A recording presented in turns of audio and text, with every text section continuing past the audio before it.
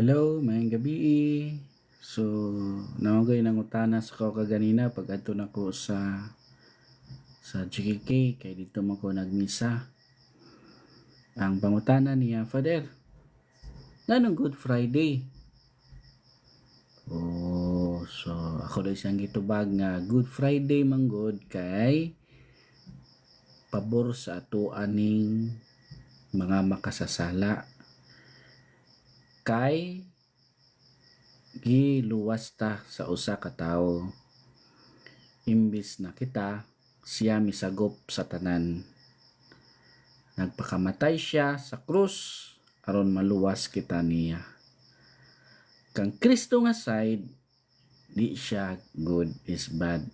Basta tuang nga side as tao nga makasasala is good. So that's why Good Friday. Okay? So, na lang. But kung padayon pa ko, sige, magpadayon na lang ko sa usa ka story ha. Ambot kung ganahan ko mo maminong story. Kabalo ba mo kini nga Good Friday is a very beautiful love story ever. Oh, anong beautiful love story man.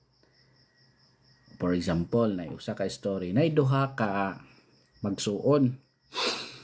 Ang kuya responsable buutan nya minyo na nya maayo jud siya. Unya ang manghod barumbado palaaway nay bisyo galaw-gaw kayo. Usa kay gayon niya na nauli ang manghod ng kadugo ang sanina kay nakadunggab. Tagtaod na kusog kayo nga sirin sa pulis kay gihukod day ang yang manghod. Karong pagsulod sa balay, nakita niyang kuya, mingon siya, kuya, tabangi ko, luwas ako.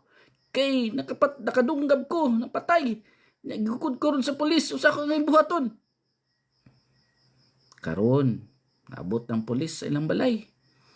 O pag-abli sa pulis, gidakop nila dili ang manghod nga nakadunggab kundili ang kuya kay gihawas di ay sa kuya ang t-shirt sa iyang manghod ug iyang gisulob. So ang nahitabo ang nagkadugo mao ang kuya kay nana siya ang sanida sa manghod. So gidakop ang kuya, ang manghod na free. Nya gisintensyahan og kamatayan ang kuya. Namatay ang kuya tungod kay iyang pagsagop sa iyang manghod. Instead nga iyang manghod mao'y mamatay, siya na noon. Mao na ang manghod na konsensya, nabalaka ug naguol sa iyang gibuhat ug nagdala ni kaniya sa kabag-uhan. So nabag-o ang manghod. Tungod ni ana sa kabag-uhan ng gibuhat sa manghod, from time to time mubisita siya asa gilubong ang iyang kuya. Nagadagkot sa kandila ug nagapasalamat siyang kuya tungod kay pinaagi siyang pagkambyo siyang t-shirt, naluwas siya kaya siya ang kuya niya may namatay. Og miingon sa siyang kuya nga dito sa lubnganan, miingon siya, kuya, ako na'y bahala sa imong mga anak nga nabilin ug tagaan na ako maayong kaugmaon, labi na ang imong nga bilin nga asawa. Di na ko sila pasagdan kuya, promise na ko na kuya, may gibuhat sa manghod. So ang nahitabo ron, good kaayo sa manghod kay nabuhi siya. Mao na nga nagdala ni siya kabag-uhan from time to time moadto siya sa lubnganan, magdagot og kandila og hinumduman ang iyang kuya nga namatay og nagpromise siya nga iyang atimanon ang iyang nabilin, iyang asawa ug mga anak. Mupud unta kita nga mga anak sa Dios, mga Kristiyano, kabalutang nga giluwas ta ni Hesus, good kay sa tuani, di ba?